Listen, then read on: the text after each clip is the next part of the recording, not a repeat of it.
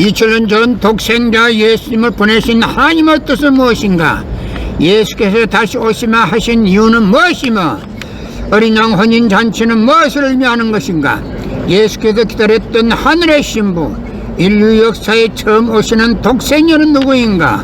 예수님은 33년 생애 동안 인류를 구원하려 하셨으나 그가 누구인지 알지 못하는 문명인 이스라엘 민족에 의하여 결국은 십자가에 못 박혔습니다. 그러나 예수는 다시 오시마 재림을 약속하셨습니다. 요한계시록의 마지막 날에 주님이 다시 오시면 어린 양 혼인잔치를 한다는 구절이 있습니다. 그 잔치가 바로 일찍이 잃어버린 독생자 독생녀를 신부 신랑으로 맺어주어 참 부모로 세우시는 성스러운 축복의 시기입니다. 하나님이 예배하신 독생녀만이 우주의 어머니, 평화의 어머니와 되기 위한 어린 양 혼인잔치에 나아갈 수 있습니다. 예수님이 재림하실 때 가장 먼저 하시려는 신부를 찾는 것입니다. 인류 구원을 위한 하나님의 섭리가 지속되는 가운데 나는 6개월 만에 이 땅에 처음 왔습니다.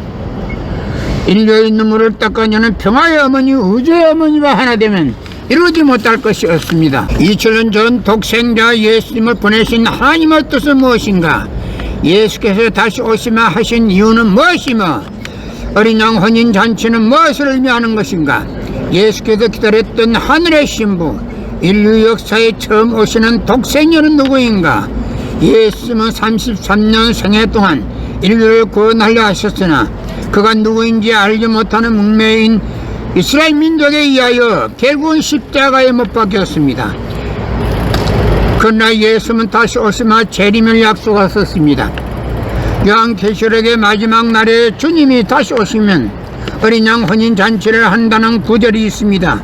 그 잔치가 바로 일찍이 잃어버린 독생자 독생녀를 신부 신랑으로 맺어주어 참 부모로 세우시는 성스러운 축복의 시기입니다. 하나님이 예배하신 독생녀만이 우주의 어머니, 평화의 어머니와 되기 위한 어린 양 혼인잔치에 나아갈 수 있습니다. 예수님이 재림하실 때 가장 먼저 하시려는 신부를 찾는 것입니다. 인류 구원을 위한 하나님의 섭리가 지속되는 가운데 나는 6개월 만에 이 땅에 처음 왔습니다. 인류의 눈물을 닦아내는 평화의 어머니, 우주의 어머니와 하나 되면 이루지 못할 것이 없습니다.